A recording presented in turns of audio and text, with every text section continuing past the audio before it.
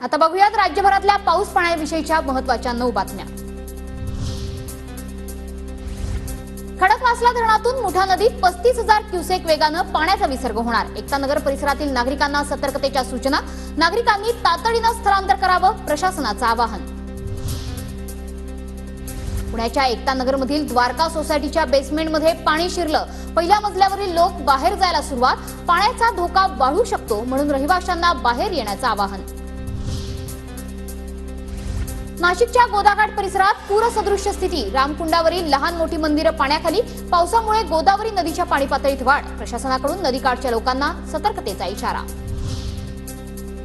नाशिकच्या सुरगाण्यात मुसळधार पावसाला सुरुवात। पावसामुळे नार, पार, तान, मान आणि अंबिका नद्यांना पूर। पुरामुळे अनेक गावांचा संपर्क तुटला। नांदूर मध्यमेश्वर धरणातून 36,731 क्युसेक इतक्या पाण्याचा विसर्ग। दारणा, कडवा आणि पालखेड धरणातून पाण्याचा विसर्ग सुरू। इगतपुरी, त्र्यंबकेश्वर आणि दिंडोरी तालुक्यात मुसळधार पाऊस।